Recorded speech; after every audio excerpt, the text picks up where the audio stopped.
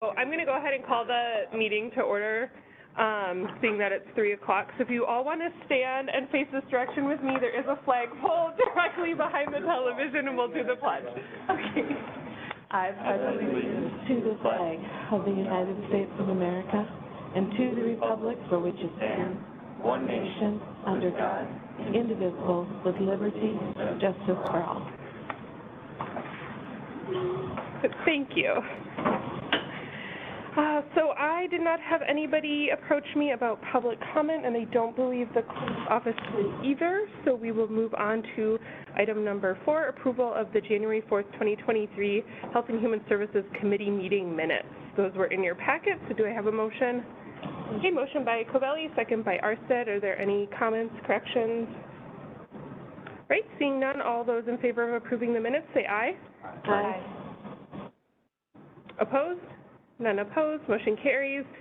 Item number 5, policy issues, discussion, and potential committee determination. We have none today. So that brings us to item number 6, operational functions required by statute, ordinance, resolution, or policy. 6A, consideration of approving county administrator authorizing a letter of support for the United Way's mobile closet project. And I know we have Lance and Jeff from the United Way on the WebEx.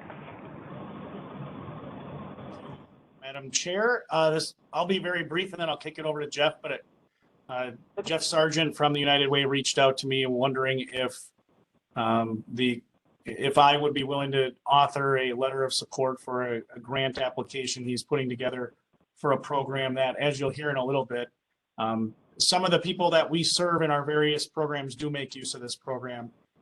So certainly, from my perspective, the county does benefit in our delivery of programs and services by virtue of the United Way offering this program. So with that brief introduction, I'll kick it over to Mr. Sargent, and then at the end, again, just looking for support from this committee for me to author a letter in support of the program that is operated by United Way.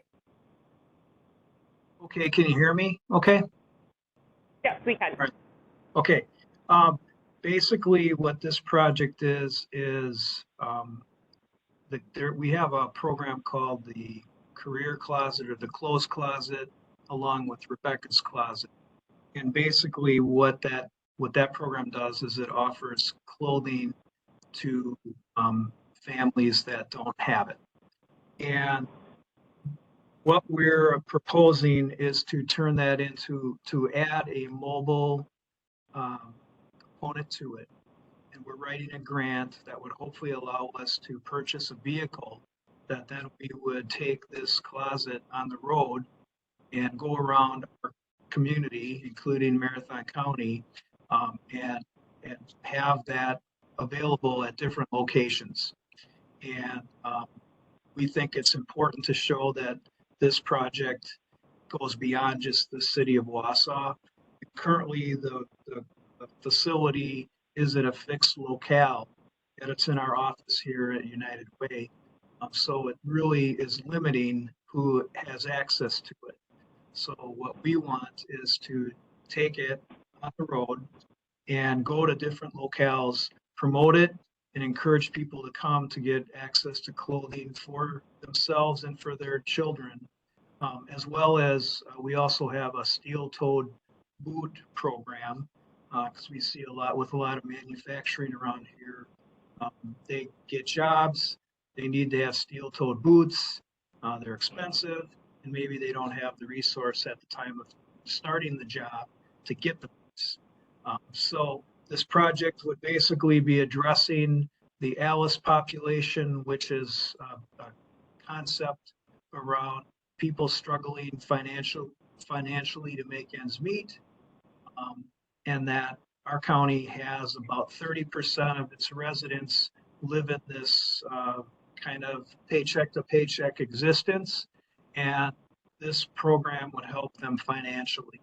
And so I reached out to Administrator Leonard and just said, hey, what if we also then worked with the county on possibly having that vehicle, if we get this grant, go to county locales and offer it to recipients that maybe are receiving service at different county service organizations. So that's the request. Thank you. Sounds like a wonderful project you guys have. And could I just clarify that you're putting a grant application in, so you're looking for a letter of support to go with the grant application? Okay, thank you. Were there any questions for Jeff or Lance? Go ahead, Ron. Thank you, Madam Chair. Thank you, Jeff. Is the grant is that a state grant or a federal grant? It's actually a local grant. It's called Impact 100. And the concept behind the grant is you have 100 donors who are all women who donate to this fund. So you end up with $100,000, and they give out a grant each year. So we feel that this might be an appealing project for their donor base, and a great opportunity for us to really remove a barrier to a needed service that is only reaching a small subset of potential that there's a need for. Sure, thank you. I can support this. I mean, I think it's a good program. Anytime we can reach out to the community, especially the county and other smaller communities that need it, I think we could support that.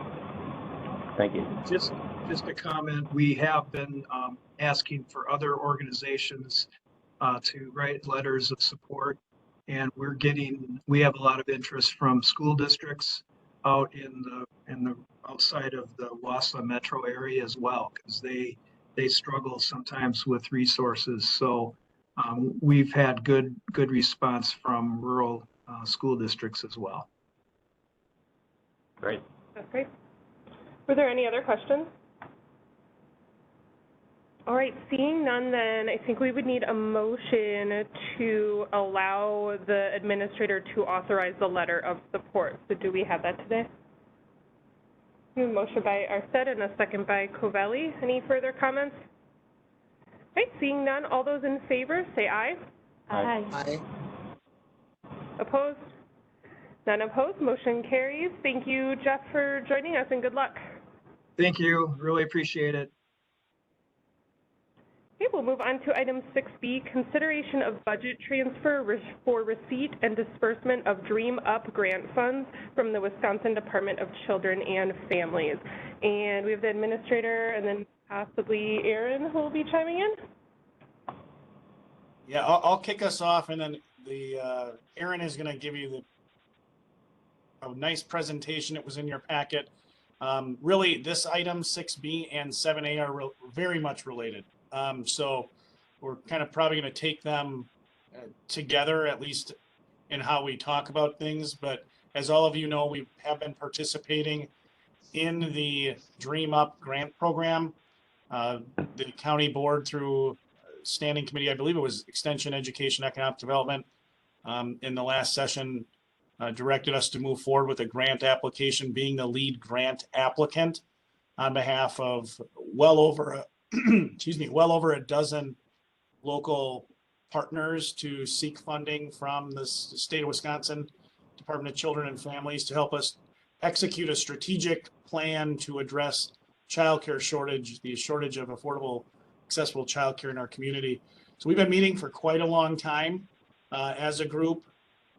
We initially had some coaching through a group that was contracted with Department of Children and Families to, help us better understand the childcare market and some of the barriers. Child Caring, our local group that works in that space, was one of the entities that we've worked with, and they continue to be at the table. And I see Elsa's there as well from Workforce Development to talk about some of the work that she's doing. But we brought together a lot of partners and have been doing a lot of work about what can we do across all the sectors, business, individual businesses, the chamber, school districts, local governments, kind of what is the lay of the land relative to childcare, and what are some opportunities for us to address the challenges we're seeing. And then one of the points of this was the carrot that they offered was, at the end of the day, when you come up with this strategic development plan, you have $75,000 to allocate out in pursuit of the strategies you identified. So the group has been meeting for a number of months, and we put together that plan. And the group identified where they want those $75,000 to go. And Aaron, the last slide, I think, in the presentation will talk you through that. But again, this really dovetails nicely into item 7A, where I hope all of you are going to talk about, what role, if any, do you see for county government in the space of childcare and housing and workforce shortage. But with that, Aaron, do you want to kind of Aaron and the rest of the team, you guys want to walk through the presentation that you have? And the last part I'll close with is, if you support moving forward, again, we're really essentially the fiscal agent for this grant application. We're just asking for a budget transfer to note we took in $75,000 and it immediately is going out, except for a portion of it, which the group indicated should go to the health department for kind of costs incurred with their continued work to facilitate the discussions we've had. So that was longer than I intended. Aaron and the rest of the group, you guys want to take it away? Yes, appreciate it. Thank you, Lance. Can we get the presentation on the screen? Otherwise, we can just, we'll just follow along. It's not super important. Lance, do you have the presentation that you can pull up on the screen? Because we are not a computer. Hey, there we go. That works. We can scroll through the packet. Perfect. So I'll start by introducing myself and introduce our guests as well. I'm Aaron Ruff. I'm a health educator with the Marathon County Health Department. I was brought in back in September to help facilitate the Dream Up group, which has been an absolute pleasure. Like Lance had said, we've learned a lot in the past 6 months about childcare. I guess I'll speak for myself. Mickey's an expert, Elsa's an expert, but I've learned a ton. Even having 2 children, I've learned a lot about what the scope of healthcare, what the scope of childcare is like in our community. And we've learned a ton in the past 6 months about what are the issues that we're facing here in Marathon County. Hopefully today is going to build on some of the presentations you've heard. I know last week Dave Ekman and I believe it was Dave Knapp, you guys heard about the workforce impacts of childcare. But before I jump in, I want to introduce Mickey and Elsa. So if you could introduce yourselves, I'd appreciate it. Yeah. Hi, everybody. I'm Mickey Krieger. I'm the Assistant Director for Child Caring, your local child care resource and referral agency. I know Kelly, my Executive Director, is usually a part of the group, but she couldn't make it today, so I'm here instead. My name is Elsa Duranzo. I'm with the North Central Wisconsin Workforce Development Board. I'm their Worker Advancement Initiative Grant Coordinator. Awesome. Both these organizations have been instrumental into our success so far. And really the goal today is to give you guys an overview of the Dream Up process, what we've done so far, what we've learned, and where we're at.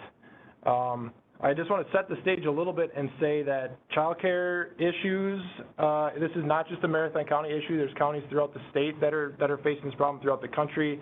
We are not unique. This is something that I've learned a lot about. There's a lot of other Dream Up cohorts with other counties that are funded to do this work. This is not easy. It's a complex issue, which we'll scratch the surface today on why it's complex. And really, our conversation today will help lead sort of our next steps in the process.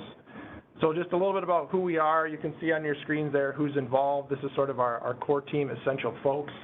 I think one of the biggest benefits to having the funding is that we've been able to bring together a group of stakeholders who care about the issue.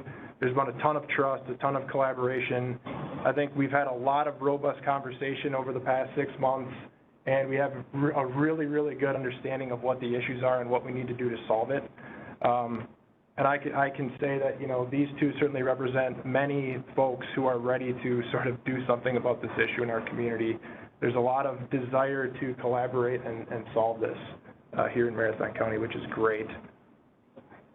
Just a little bit about the process. So essentially what we did is we used a facilitated process called the results-based accountability process. It's basically a data-driven decision-making process to help us get beyond talking about problems and get to solutions. So through a series of about 4 or 5 meetings, we took the group through this process, and I encourage Lance to jump in as well. I mean, we had robust discussion, a lot of dialogue, to get where we are today to really understand the issue. And these are sort of the main things that we went through as results, the condition of well-being that we wanted, the indicators, how are we going to measure success for childcare in our community. We're actually going to look at some data today, some of it you saw last week with the Daves, on what does success look like for childcare in our community, and finally we'll end with strategies on what can we actually do to make a difference. So here's our result. It took us about 2 meetings to get this result, which you may think, why did it take us so long to get there? But we really examined what is it that we want to achieve, and it's this right here. It's that all working families in Marathon County have accessible, affordable, and quality childcare in their community. And really, I think the premise of this game is if someone in our community wants to work and wants to enter the workforce, they should be able to have access to childcare so they can do that. I think last week's presentation hit home the point that the impact that the lack of childcare is having on workforce is profound here. We had a public health nurse that worked for us for maybe 6 to 8 months that had to quit her job because of lack of childcare. I have many personal stories of myself and family and friends who've had to make sacrifices or find ways to find childcare. I know Mickey has stories. We're all probably aware of someone in our lives here who has been impacted by the lack of childcare. I'll quickly run through the indicators. So these are really what demonstrate success for us, are the number of regulated childcare providers in Marathon County and the total number of childcare slots of regulated childcare providers in Marathon County. And this is data that we have, and this is data that's going to inform us if we're on the right track. Do you want to define what a regulated childcare provider is for folks? Absolutely. Regulation means that there's someone looking over the health and safety of that program, right? So there's state licensed. The group child care centers are state licensed. And then we have family child care homes. Some of them are state licensed and some of them could be county certified.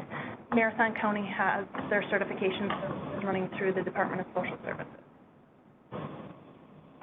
Group child care centers usually have the capacity to serve 9 or more children. Family child care homes, typically the regulation numbers that you're going to see are somewhere between 4 and 8 for state licensed, no more than 6 for county certified. So these are really the 2 indicators that we looked at that we want to measure over time. This is going to determine if we're being successful or not. So if you scroll to the next slide, you'll see sort of what does it look like? What does that curve look like? And we're headed in the wrong direction. If you look over the last, if you look over the last 13 years, we went from 250 child care providers in 2010 to 83 in 2022. So we are definitely trending in the wrong direction. We're losing licensed child care providers every year. Sort of the red is where we see success. If we can turn the curve and get more licensed child care providers in our community, that's going to be a sign of success for us and our efforts here for Dream Up and beyond. Can I jump in, Erin, yes, and just say that our most significant loss has been in family child care. Licensed family child care providers, we've seen a huge loss over the last 10 years, and more so since the pandemic. I have a question. So my kids are 40, 38, so it's been a long time. And we used to just have a babysitter that was not licensed. Is this something that is required by the state now for child care licensing? Or do people still sit outside of the licensure? So we refer to that as unregulated child care. Okay.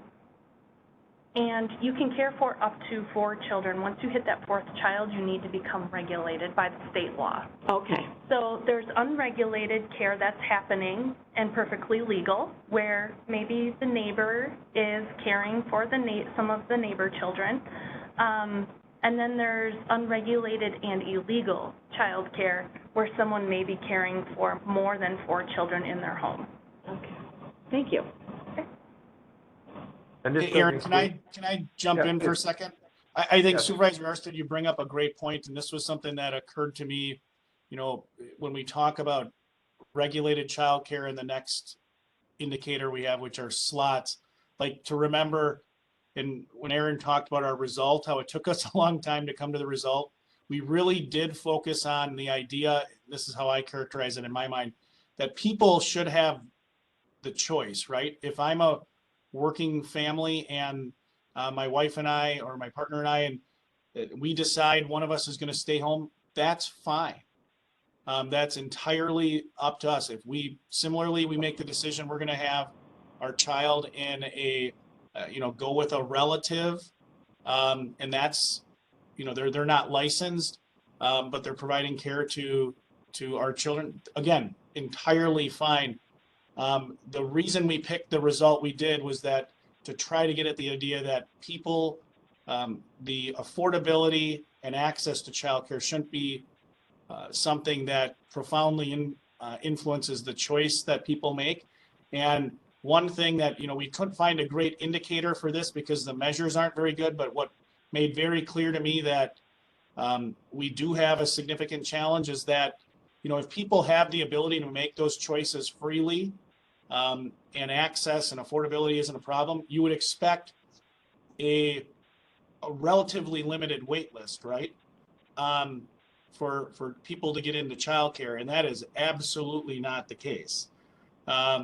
Mickey can talk about what the wait lists are for people to get into childcare, but I had an employee here that their wait list for the provider they initially wanted to get in was approaching 2 years. And my quip that I made to the group is when you have a wait list to get into childcare that profoundly exceeds the gestational period for a child, you have some real challenges as a growing family. So to your point, Supervisor Arstead, we recognize as a group the idea that people should have choice, and it's not saying, we're not trying to say that, hey, everyone needs to go into licensed childcare. That isn't the piece that we were trying to get at. But what these indicators show us and our discussions demonstrated was that we have the free market as it exists right now isn't able to solve this issue for a number of reasons, which Aaron and the group will allude to in a little bit. But we have a lot of people who aren't making the choice they want to make. Their choice is being made for them. Thank you. Yeah, the indicator does include group and family providers. So like Mickey said, we're losing a lot of in-home providers, but we also have had significant closures with large childcare centers as well. So that's all being included in this number. The second one, like Lance had previewed, is essentially the total capacity or number of childcare slots available. Again, this one is over time it's been going down quite a bit, and Mickey, I'll ask you or Elsa to talk about capacity versus slots, where a provider might have 50 slots available. They might be able to serve 50 kids, but they only have enough staff to serve 35. Right. So, per the regulation, right. They may be allowed to have 50 children on site, but because of the workforce shortage, they're closing classrooms, so they can only serve maybe 25 children at one time. So this is the number of slots, not the number of children. Yeah. So there's data. One thing I didn't put in here, I wish I would have, is there's data somewhere. I'll try to look it up in a second. Is the number of children that are age 5 and under in Marathon County? It by far, I think it's like 8,000 some. It by far exceeds the number of child care slots. So in our meetings, we talked about this at length. Is like, and Lance said, like, where are all these children if they're not in child care? And I think, I have, families have to get creative. They rely on moms and dads and grandmas and aunts and uncles, and, or they go down the unregulated path, and it's, sometimes unsafe. Yeah.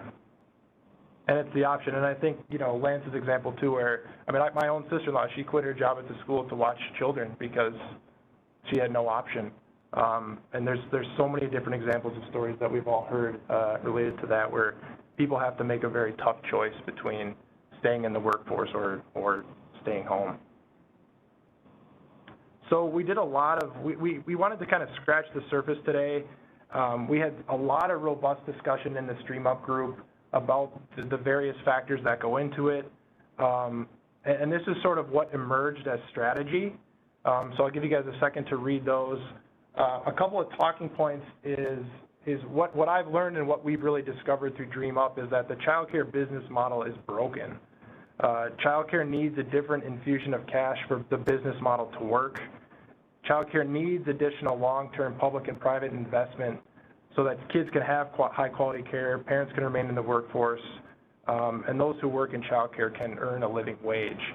And so these are, the first two strategies really sort of rose to the top as like, these are things we really need to consider and look into here seriously in Marathon County is leveraging public and private funding partnerships to keep childcare providers in business. Mickey, please jump in with, but, putting, and I've heard you say this too, Elsa, putting the burden onto families and increasing the cost of care so that we can pay a living wage is just not feasible. Anything to add there? Yeah, so all three of these things are incredibly important, but they have, to me, they're out of order.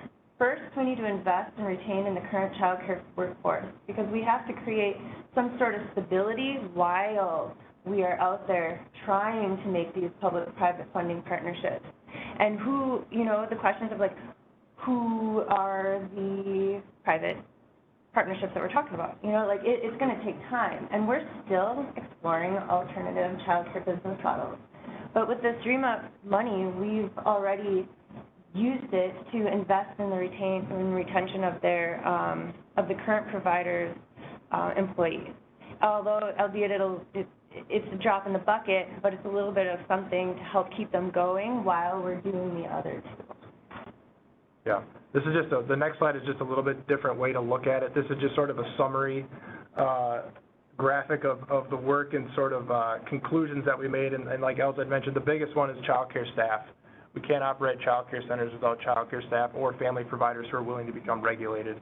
That's definitely a huge issue, not only here, but in other counties in the state as well. How can we continue to invest and retain our current workforce and build a new child care workforce? But the biggest thing is it needs a different infusion of cash for it to work. Child care cannot continue to run the way it's being run. You're going to continue to see providers close because they can't make ends meet financially.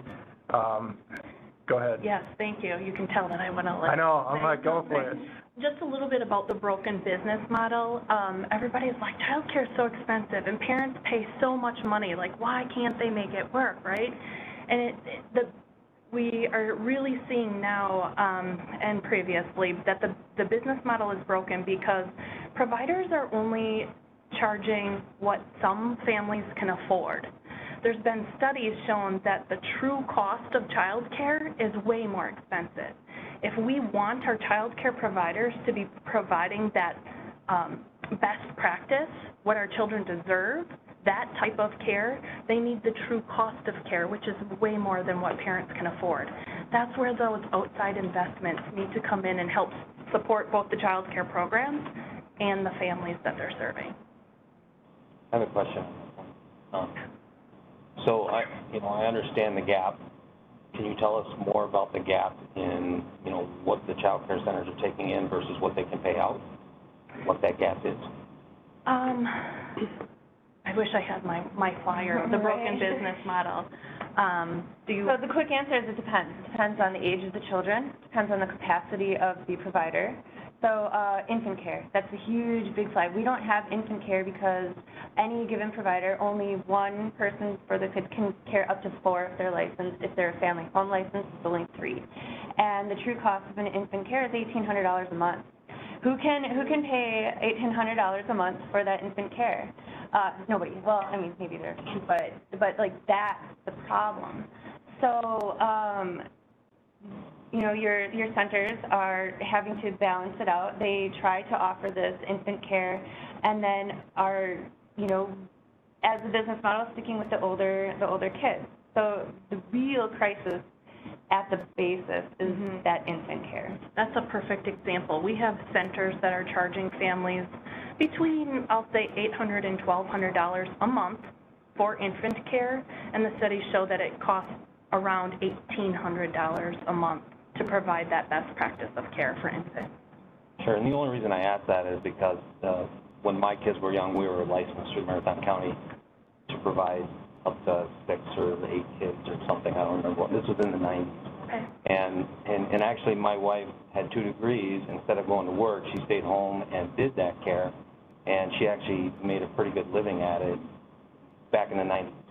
I understand, everything's changed and flipped now with the times that we're at, and, I was wondering how we've lost that ability to actually make it worthwhile for in-home childcare versus where we're at now. Yeah. I That's just a really did like loaded a. question. Oh, I'm sorry. No, go ahead. I just said that's a really loaded question because there's like a million reasons why. So, first off, watching kids is hard. Opening your doors to being regulated is hard, and it costs. It's expensive. Just to do it today. So, yeah, it's just there's a lot that goes into that. But go ahead. Yeah, well, I was just gonna say, just a quick calculation. So I think we pay in my household just over $13,000 a year for childcare for my daughter, and she's still she's under 2, so that's the most expensive. So you were saying if you have 4 under kids, you don't have to be regulated. But let's just say you have 5 kids, and now you're regulated. So now you're taking in $13,000 a year for each of those kids. It's only $65,000 that you're taking in, and so that's what you're taking home as a person, but you still have expenses as a business, even though it's in your home. And so that's like a thing that I've never thought about, like $65,000. Okay, that's a fine salary, but now you still have to take away all of your expenses. So how do you make it work in your home? And provide that best Yeah. care.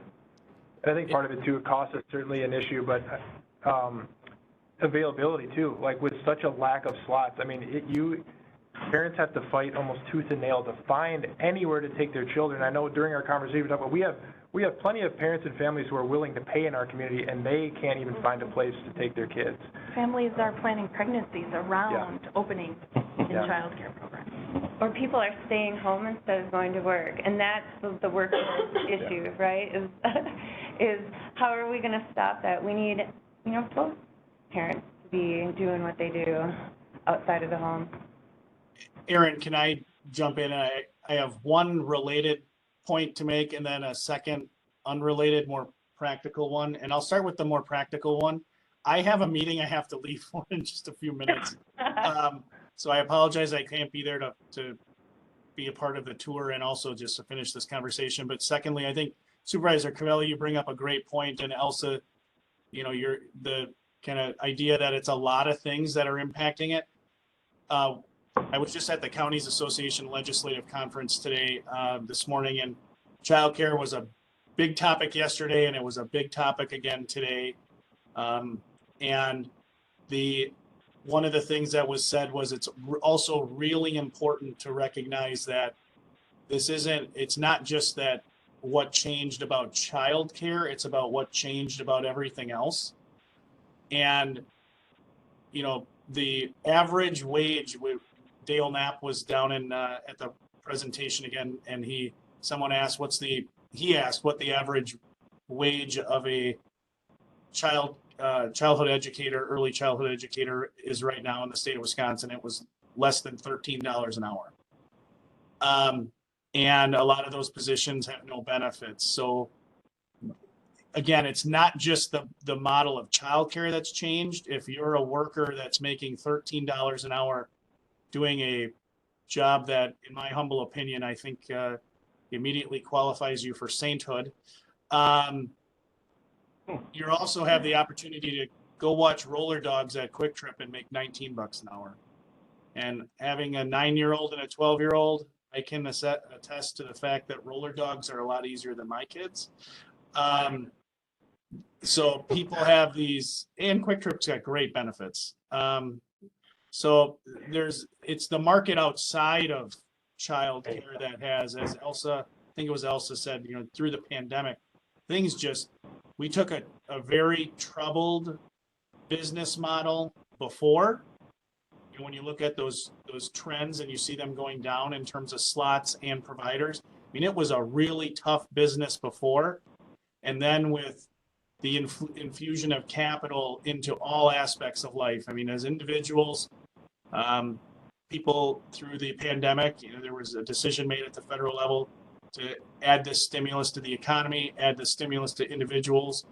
So those funds did increase we have inflation, and wages in a lot of areas have gone up, except in the area of early childhood education, because quite simply people can't pay the true cost of care. So you have people, providers and employees just fleeing that career path, essentially not making it a career path. It's no longer a viable career.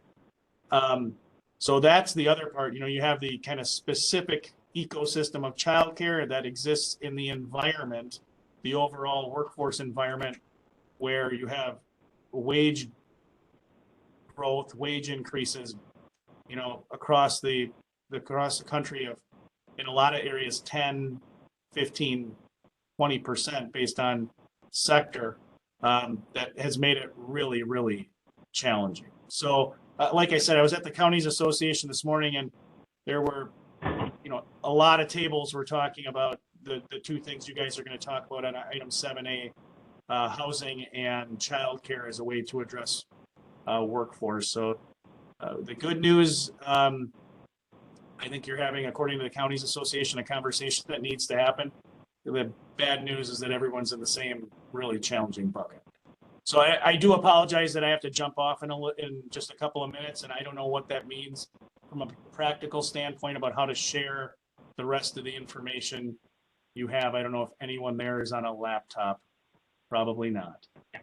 I think we'll be fine here. Okay. So I'll go to the next. Do you want me to go to the next slide, Aaron? Perfect. Yeah, we'll run through this quick here. You can go one more, Lance. You can go to the SMART goals. So I think we've sort of defined the problem. I think part of our goal today was to give you an understanding of sort of where we're at, what the community context is like. And again, just to emphasize the point that the county has received $75,000, which is a great starting point. It is not going to solve the problem. Boy, we wish it would. It's going to take a lot more than $75,000, but this is really where we've arrived for our SMART goals. We're, looking into and establishing the alternative business models is where we need to go. Like, something's got to give. The child care business model has to change. We need to do more work investigating what that looks like. Elsa's been a tremendous resource through her work. There's models. I mean, there's models that are happening well in the state. The Anago Child Care model is a great one, where they have a business sponsorship program, and local businesses. The school district is one of the partners. They pay a certain amount of money every year for a certain amount of slots. It's helping. So far, I think it's so good. I think time will tell as far as the longevity. But looking into that and figuring out how we can establish those partnerships are an important piece of the Dream Up. The second half is really where a lot of the money is going to be spent, is investing in and retaining our current child care providers. We simply can't see those two graphs go down any further. Like, we have to do some sort of maintenance right now to what we have, so so we don't lose more. And so the last slide is really just outlining our budget for the $75,000. You'll just have to look at your own screen for that one. There we go. Like I said, some of the time, up to 10% of the time, up to 10% of the $75,000 can go back to administrative staff. So that's going to pay for my time for coordination, facilitation. The rest of the money, and we're so grateful to have a partner like Child Caring in our community, who is the resource and referral agency. They will be taking the remainder of the funds and taking them for their administrative and coordination efforts, and the rest to distribute to child care providers. Again, it's a drop in the bucket. There are limitations with the Dream Up funding. You can't spend more than $5,000 for any one activity, so that's why it's divided between 12 providers. So we're working with some of the conditions of the grant. This money will help child care providers. It's going to help offset some costs for them, which is good. But I think for us, the biggest win of the grant is that we're having these conversations. We've sort of examined and gone through this planning process to discover, we need to do something different here. So that's where we're at. Again, the Dream Up money is going to be well used, but it's just the beginning into, what else, but the beginning of something, Well, it's the beginning of planning. That's what this money was for. It's a planning grant. And we all got to the table, and everybody was just like, whoa, what? And it's going to take a long time, and the solutions are unprecedented. You know, the way forward is in the dark. We're just, you know, having to try new things. And coming up with a strategy or strategic plan, that's what we're doing right now. That's what our group is, you know, considering these different funding models, like the Antigo Child Care model. And that will be in, they started in June, so they'll have 1 year of history with that model in June. There's a lot of like negative things with that, but there are a lot of positive things, and looking at Antigo Child Care as, you know, how they're going to solve those issues that have been popping up along the way is going to be extremely helpful to us. But there are other models too that need to be really considered, and yeah. As Erin said, the $75,000 is just the beginning, pulling the group together to really talk about what's going on here in Marathon County and what might be solutions here in Marathon County. I think we can also look to what's going on in our neighboring counties. And, you know, they're in the process right now of applying for local ARPA funding, and they're hoping to use that to help fix the child care crisis in their community, and establishing some strategies that have been happening over in Calumet County and Sheboygan County, and it's popping up all over that local communities are investing in the child care system because we have to. So if I can, before I jump off, Madam Chair, if I can kind of wrap up with a couple of points. You know, I said items 6B and 7A were related. They certainly are. But there's this clear ask relative to 6B, and that is, again, you know, we were the fiscal agent for this grant. We're the lead grant applicant. The group has spent, as you've heard from the people in the room with you today, they spend a lot of time coming up with what do we want to do with this $75,000 investment. As your administrator, I'll tell you, I'm very happy that there was a recognition that the most we could put toward the county's, toward the county in terms of the grant was that $7,500 that is proposed. And that's to offset time from the health department and all the work that they've done to facilitate. So the first ask on 6B is for you to consider adopting a budget amendment that reflects our status as the fiscal agent. So we would do a budget amendment to bring in the $75,000, to receipt it, and then to disperse it as set forth on that slide that was shared before, for the purposes that have been mentioned. Then the next step is for you to start talking about item 7A, which is really for all of you to reflect on the presentation that Dale Knapp and Dave Ekman provided. What is our role relative to addressing workforce shortage? What, if any? That is entirely a policy decision for the board as it relates to workforce shortage, housing, childcare, and housing both have, you know, I hope the board can consider whether there's an internal, the role as from an internal perspective or an employer perspective with both those issues. And then secondarily, or vice versa, you can say primarily, from a government perspective within the community. Do we have a role as a convener, or do we have a role when you look at childcare, for example, is the easiest way to illustrate what I'm trying to articulate. Do we have a role as an employer, like Elsa referenced with the Antigo model? The local school district saw a need as an employer for them to address childcare for their staff because they were having retention and recruiting challenges. We are similarly situated, I can tell you. I mean, that is a concern as an employer. That's what I call the internal or employer side. The flip side of that is, as a governmental entity, our job at its core is to build community and provide the foundation for growth. Is there a role there as it relates to childcare? Certainly, I think there's a role being debated at the state to increase the funding that they're putting in But as Mickey referenced, there are other counties that are considering ARPA allocations. Is there a public-private partnership that you want staff to investigate? All those things are within your purview as policymakers. I know the conversation is going to be a long one, but my hope is you start it today, and excuse me, Extension, Education, Economic Development is having a similar conversation tomorrow, following up on the presentations. And I think other committees like your chair did for this committee, they put it on the agenda. Other committees are likely to do the same thing. But that's kind of how I see the two items before you. 6B is really just an operational piece, kind of closing out the grant application and grant participation that we've had as the fiscal agent. And 7A is that longer conversation to have. So with that, Madam Chair, I apologize, but I do need to head out. I hope everybody enjoys the tour after the meeting. Thank you, Lance. Okay, with that then, you guys are complete with the presentation. So what other questions do we have as a group? The only thing that caught my eye was the disbursement of the $5,000 to different providers.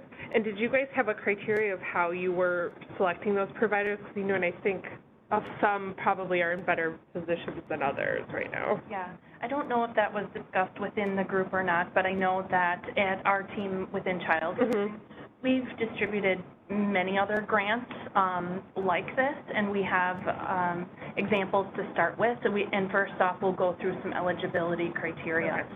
For instance, I know one that we would be seeking for this group of grants is serving infants and toddlers. That's just one example that we would make sure that this is offered to group centers that are serving infants and toddlers. Okay. Thank you. Okay, with that then, before we move into kind of our discussion on what we think the county's role is, we do need a motion to send this budget transfer to the full board so that we can accept the money and then disperse it. So do we have a motion? Motion by Supervisor Gunnery? Yes, go ahead, Supervisor. I make a motion to send it forward. Thank you. There'll be a motion by Supervisor Gonering and a second by Supervisor Niemeyer. Are there any other discussions? Okay, seeing none, all those in favor say aye. Aye. Aye. Opposed? Okay, none opposed. Motion carries. Thank you. So then let's move on to 7, educational presentations and committee discussion. 7A, a follow-up on the presentation to County Board on workforce shortage, childcare, and housing. How do we determine what role, if any, the county will be take in addressing these issues both internally and externally? I don't know if, Chris, you have any parameters on how you want this discussion to go, or you just kind of want to? No, I mean, I think both the presentations are really good, and I think you kind of saw how there's lots of feedback loops. One thing I wanted to mention, and if you recall in Dale Knapp's portion of the packet, there was a reference to Competitive Wisconsin. And if you haven't looked at what they're doing, it's really fascinating because they're looking at the workforce and child care issues and looking at it from a systems point of view. And so one sort of selfish from the county perspective point of view is to say, if you can't get workforce or you don't have housing where people can come in and the tax base for the state doesn't get diversified in some other way, then ultimately over time you're going to see the taxes coming in for property taxes going down, which is going to hamper your ability to navigate the fiscal constraints we operate under. And that funding too is also the most fungible funding within the budget. Most other funding is locked up in mandatory programs and services, whereas the property taxes tend to fund a lot of the things that are discretionary or sort of spread through levels of service tied to mandatory services at times. But I think that it's sometimes tempting to view some of these in isolation, but we've heard how these link together on housing and child care. But from a local government perspective, it takes that forward looking, to say, look, we know there's this big bump coming, even in housing. We're going to need houses, and then we'll have a glut. So in terms of really looking ahead, 25, 30 years, the question not only for us, but for other sectors, healthcare and otherwise, is how do you adjust and adjust in a way that's flexible enough over time that you're able to be more nimble in how you approach that. And so I think in the near term, the question is that hyper-competitive arena for people and the lack of people is going to really dictate which communities thrive more than others, I guess, in the grand scheme. And so, and the reason I mentioned Competitive Wisconsin is because what they've done in a couple of their workforce initiatives is identified the most in-demand jobs like nurses and trucking and other areas. And what they propose, and this is somewhat of a tangent, but just to give you an idea of how, looking at it from lots of angles all at once, is, and you've seen examples of this where people kind of entice others to come to the community. But what they've done is they said, look, if you can invest in that coming to your community and it costs you X number of dollars as part of that front-end investment, then over the lifetime of that person coming in, they're in a house, they're raising a family more often than not, and that has a feedback in their property taxes and the school taxes and everything else. And so the child care, the housing, and how do you invest in a systemic look at the viability of a community from the county's tax perspective, but also the family's child care and housing perspective, and the business perspective in terms of needing even those teenagers to work the windows, you know, at certain restaurants and things like that. You know, that's the sort of the challenge. And from my perspective, I find that very appealing to figure out how the county can dovetail with any of those things. Nobody's going to be able to answer it all themselves, but if there are pieces of it that you can chip away at, then it maybe provides good examples for others to follow, or we find other examples that we think would work here. But you end up not only shoring things up in the near term, but kind of populating a longer term strategy to get back to what I was saying, where you're doing your best to adjust to the reality now and looking into the near term, but then also thinking further ahead without a crystal ball, but you know, you can look at demographics and things to figure out down the road what would you expect to then do from a county or business or whatever perspective, so that you're mitigating as much of the pressures as you can.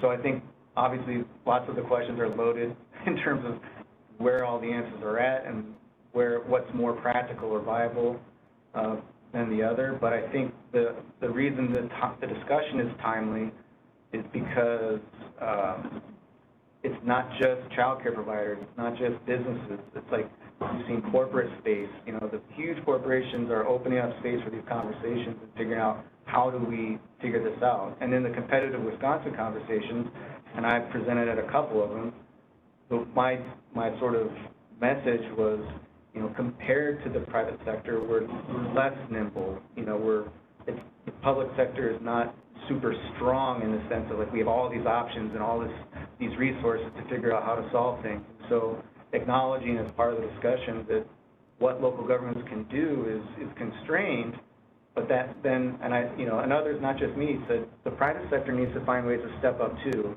because they have more ability to do that. And so even finding ways for us to work with them to facilitate that for them, whatever that might be, I think that's the kind of nature of the relationship where you can get closer to that win-win situation. So I think if we can think about it holistically or systemically, then maybe some of those opportunities, even if it's from an isolated conversation about childcare, some ideas might pop out of that we can, even if it's just us convening conversations. Sometimes people poo-poo that idea, like, you know, what is not government's role or whatever, but I would counter to say that a lot of people, the public's perspective of the county tends to be that we have a much more overarching authority than we do. But if we can utilize that to get people up to the table, then that's useful as well. Just convening is something that is more powerful than people realize. And then, of course, internally, I think you've got a question about the employer side. You know, does the county want to get into child care for its employees? Maybe, maybe not. If we did, same thing. We're not going to be able to take care of all county employees' kids.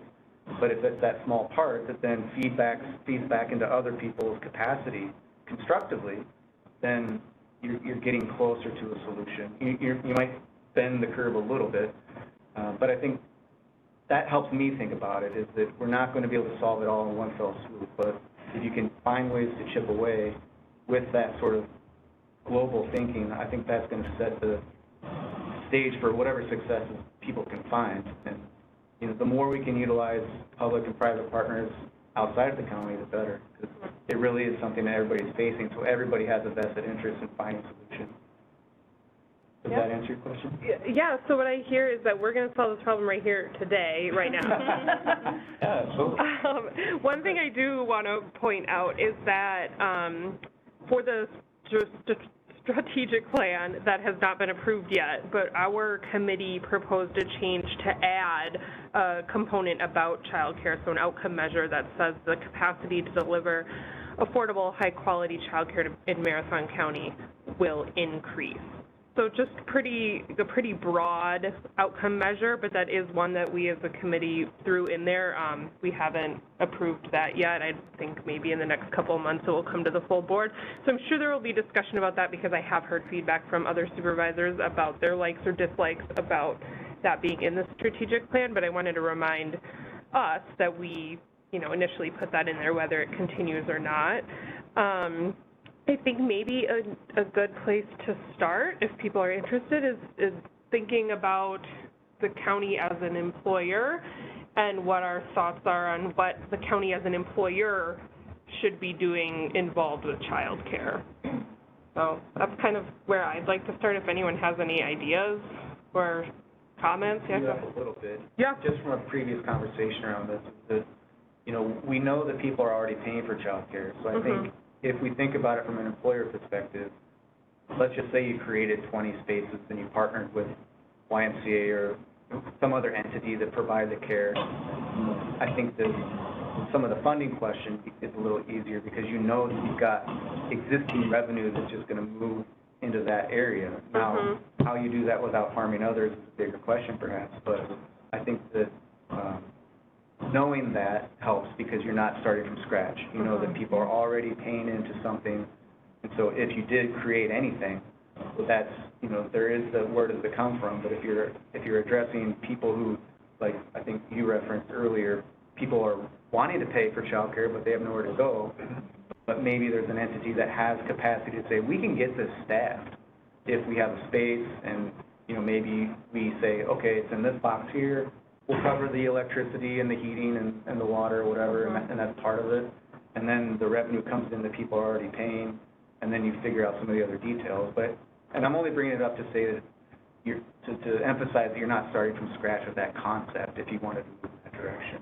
Yeah, and I think the reason where I'd just like to start with that conversation is because we've heard about the attraction issues and even with some retention issues that the county is having, and it just like occurred to me today. I mean, I've almost always lived in this community, but if my family had to move for a job, there wouldn't be childcare. Like, right, this is happening everywhere, so we would not have childcare. So I would most likely not be able to work because my family wouldn't have childcare for potentially a long time because some of those wait lists are so long. And so if I think about that from an attraction standpoint, if we want to attract employees to the county, but then they say, oh, what's your area like for childcare? And the answer is, it doesn't, you know, you can't get it. Are they going to come work here? And so that's just where my head kind of went for this first part of the conversation. So go ahead, Ron. Oh, thank you, Madam Chair. So one of the things that comes to my mind when we look at, you know, what we can do as a policymaking board, like Lance likes to say, is, you know, I like where Chris was going with partnering up with maybe different entities on, you know, helping with figuring out ways to provide child care for at least the county employees and maybe others. But we really, I think if we can take a look at what we have in place currently for mandates, regulations, and policies that affect the entities that provide child care, and maybe they need to be revised, updated, or, you know, brought up to speed where we can alleviate some of the issues that we're seeing. And, you know, maybe have Chris and Lance's group take a look at those mandates and policies and regulations and see if they can be tweaked or adjusted or do something, you know, because I think with our group as a policy-making board, I think that's where we need to start, is what do we have currently in place that can be adjusted or maybe tweaked or something. Because I don't, you know, as a a county supervisor, I don't want to put another burden on the taxpayer to increase, taxes in for the base, because right now, they're like huge, right? And, inflation is huge. I don't want to put another burden on them to say we need more money to provide childcare as a county, but maybe we can look at other ways to alleviate the issues. And I think a lot of there might be some local ones that you would know, but I think some of those are also state and federal driven. But that doesn't mean you can't write letters of support or join, WCA does all the time where they go down and lobby the legislature on certain things. And I imagine with some of the budget conversations, there'll be some of that happening. So if there were things that you wanted to support, or if we could identify them and you wanted to have the county say, yes, we support this and for these reasons, then that's something we could certainly do. And I think one of those things that comes to mind that I've heard talked about before are like zoning, which, the county doesn't do a ton with, but, from a municipality standpoint, if a property is not zoned appropriately to maybe have a commercial or a childcare business, like what can the municipality do to help alleviate that, which is sort of out of our hands, but a thought to keep in mind. Sure. Other thoughts? I have a question. Yeah. Am I allowed to say stuff? Yes, you are. Okay. You get 2 questions. Yes. So, considering, having a child care facility for county employees only is, an awesome thing to consider. But we also have to, I feel like the presentation that was given to the board was just a piece of it, and how, there needs to be a more thorough investigation of the economic development, including childcare. And before expanding should even be, thought of. So, and why I say that right now is because the industry is so fragile. Wassa Child Care is the most vulnerable child care organization in Marathon County. They are struggling. So say YMCA did go into a wing here and opened up, where do you think they're going to get the employees from? Wassa Child Care. So you just took child care slots from Wassa Child Care and then given them to your own employees. So it's like, it can happen, it just can't happen now. And there has to be a thorough, investigation, a strategic plan into specifically child care expansion. Can't just shoot at the hip, if you will.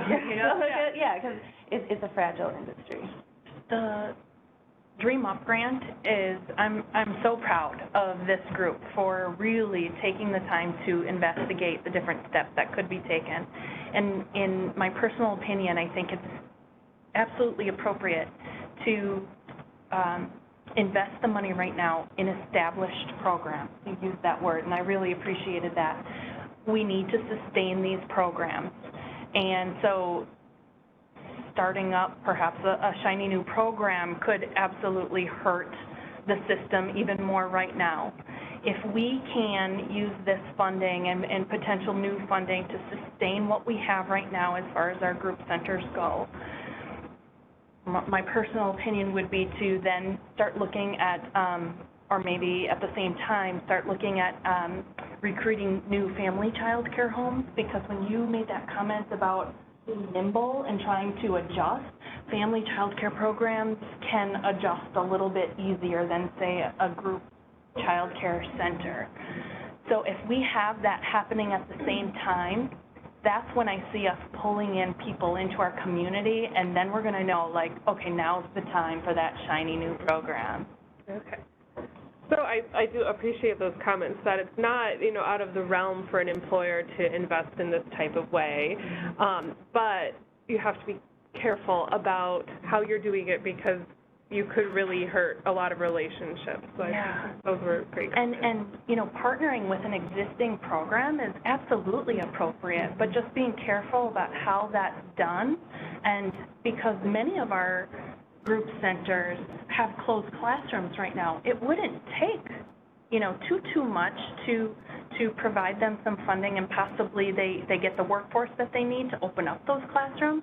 And maybe there's slots right there at that center that could be reserved for county employees. Yep. Two questions, if I remember both of them. Is there something then that we could do to assist the extension of your discussions, your work group, as a committee or as a county board, so that when the grant itself is out, if you needed more time or more investigations, could this be an avenue that we could help with that, I guess, whatever that means? And then kind of going off of that zoning question and the licensing questions, and you did mention that there's a cost attached to getting that license as an in-home provider. Could that be a grant opportunity either through the county or maybe like DevCo or something like that, because it is related to workforce? Could we use some of those other to take care of that supply to get that cost at least taken care of? Yep. So another big piece that was presented to the full board that was missing are current initiatives that are already happening in Marathon County. So I'm the WAI grant coordinator. My organization was awarded $1 million, and we used $250,000 for the expansion of family home child care within our 9-county region, Marathon County being one of them. I currently have 7 families who have opened their doors or are going through the training. 5 of them have become regulated already. And this it ends in September 2023, but we are on the way of having an extension for that. And any of the other counties who haven't, or boards who haven't used their money, have the option of putting back in the pool. So, like, those grants, we pay for everything. We'll pay for, you need a fence, you got it, you know, like, anything up to $10,000 per person. Then there is the Week of Pal program. They also offer $10,000. They also offer $40,000 for people who are developing new child care group centers. Like, you know, so that type of grant stuff are all out there. But there is an opportunity for support when it comes to partnering with private employers. So we can go in and, you know, maybe I'm just using this as an example, and try to partner with Green Hat. But that whole big question is, what's in it for them? There was a program through DCF, it's called Partner Up, but that money went, like, immediately. Within a month, all of the money that was allocated for it was gone. And they are, you know, considering having it in this next biennium budget, but it's all, you know, we don't know. So the real opportunity here is how can the county provide that support. But we're still trying to figure that out too, like what's the best way. Maybe there are multiple ways to try it at the same time. And to go on to your, like, can you support as we're still trying to figure things out? Yes. Aaron, we need this guy. Yeah. He's so good. Yeah. And that's one of the things I jotted down about what is the county's role, because like you said, Ron, you know, we're stretched already for taxes. So, you know, is it in the best interest to create a new program where now the tax base is going up because we are using money? I don't know that that's the answer, but I do know that we have, like, fantastic facilitators within the county. There's one over there too.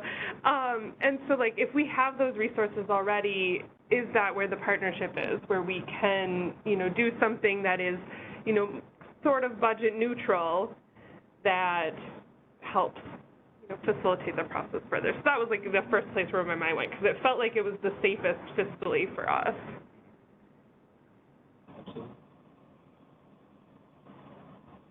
Other comments, discussion, would we like?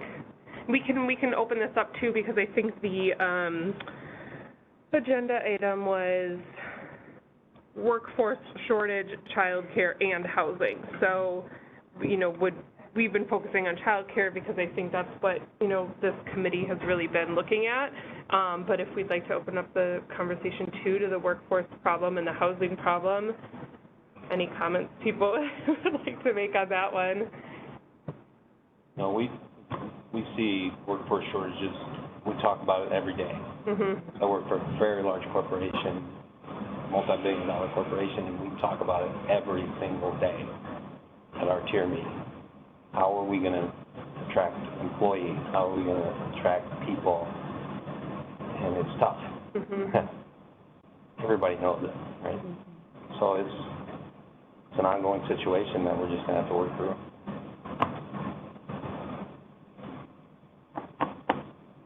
Another thing? Yes. So,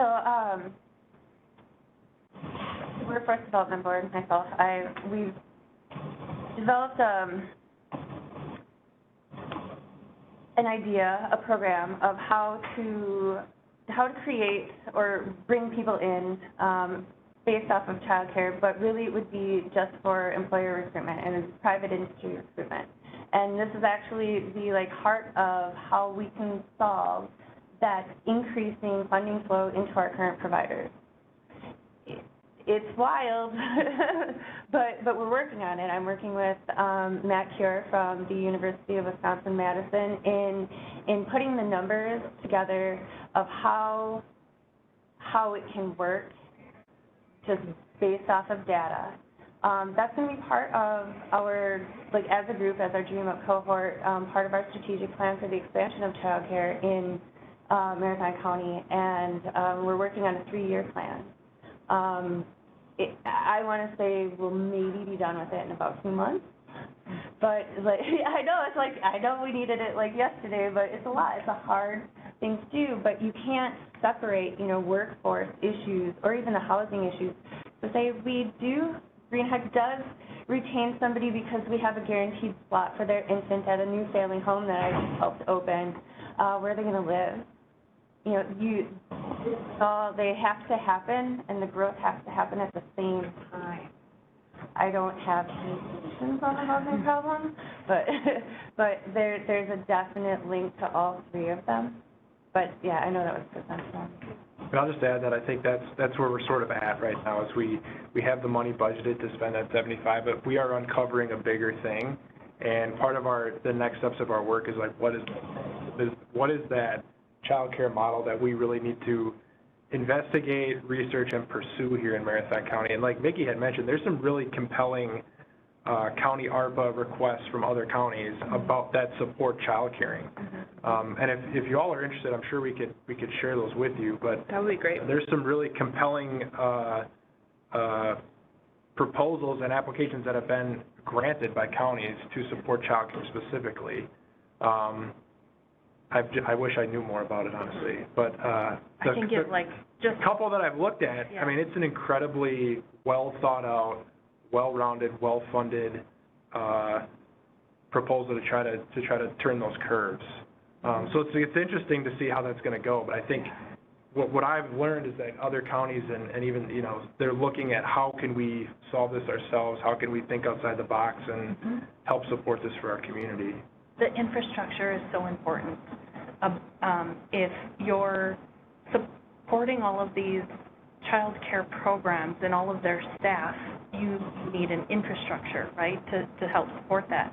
Because along with that becomes all of their requirements. They have to meet annual training requirements and all of those pieces. There's so many pieces that go into it.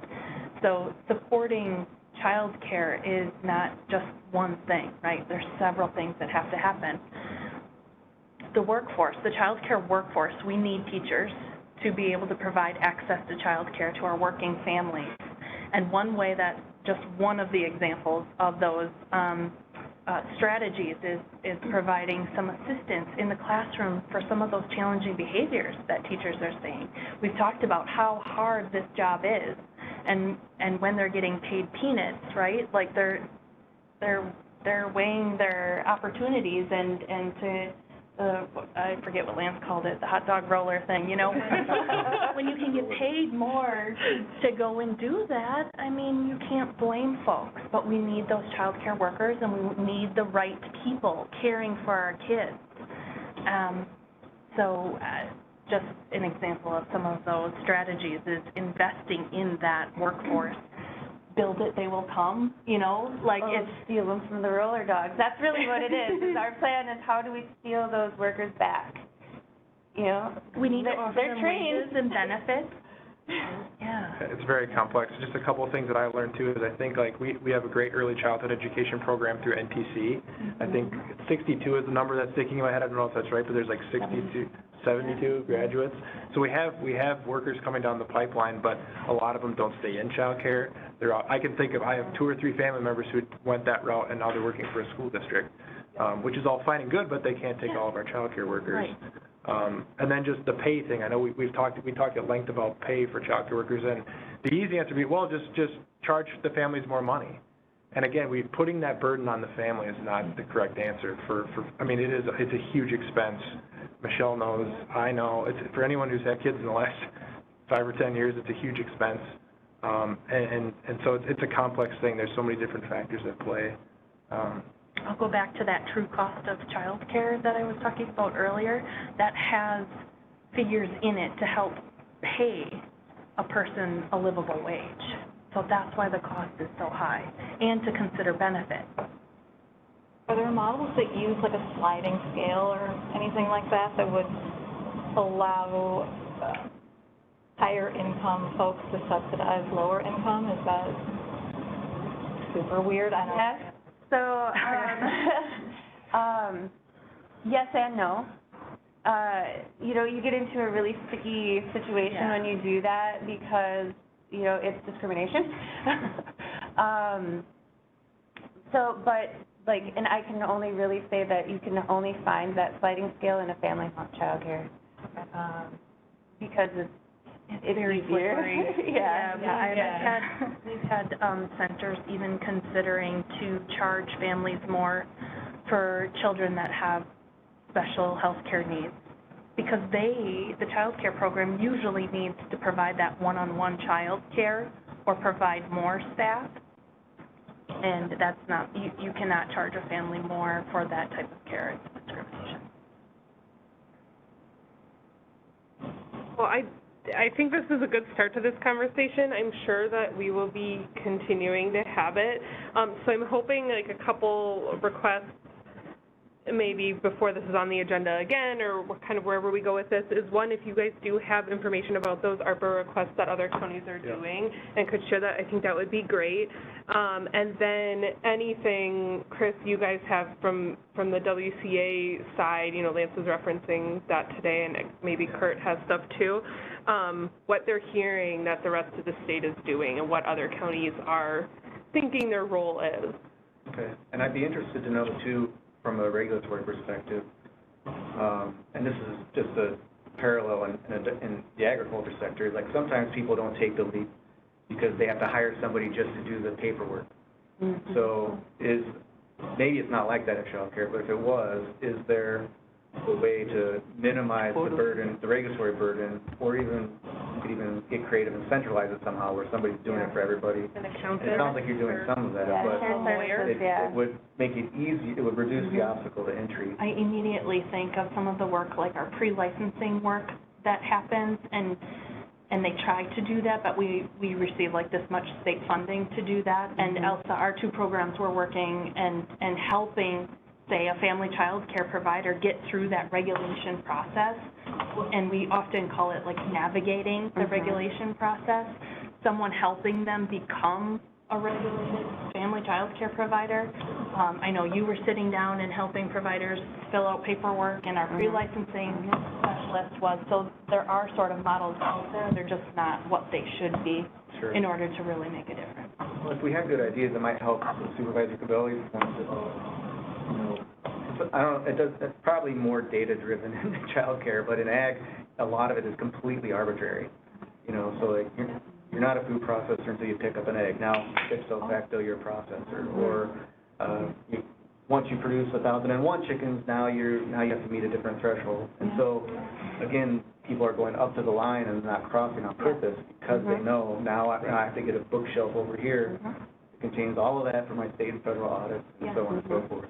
So that's part of the argument. You could say you can still do child care in a regulated way that is going to be safe and caring and meeting all of the the latest and greatest. Sometimes state agencies might be able to relax a little bit, or I don't know what you would call it. Not DCS. Well, yeah. Yeah. Tell them to relax a little bit. Yeah, go ahead, Jennifer. Thank you, Chair.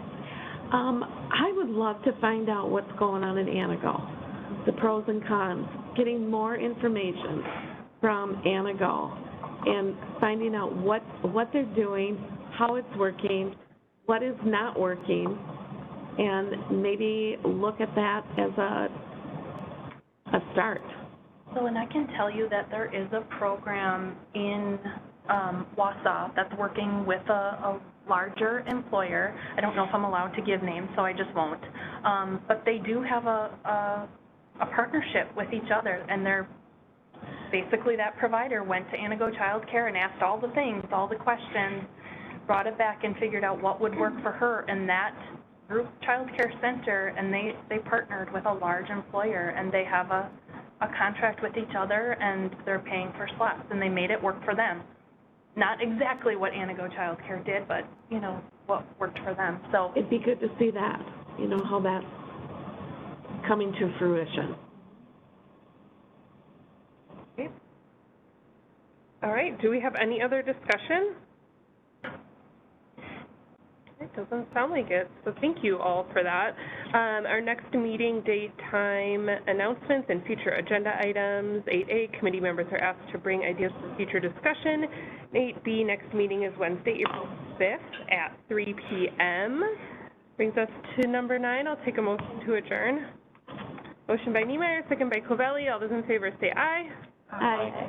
Aye. And none opposed. We are adjourned, and now, do I have to read this? Might as well. Okay.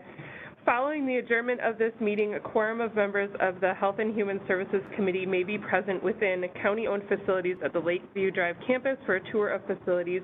Committee members will be present, however, no action will be taken by the committee during this tour. This notice is provided in accordance with State Badke v. Greendale Village Board.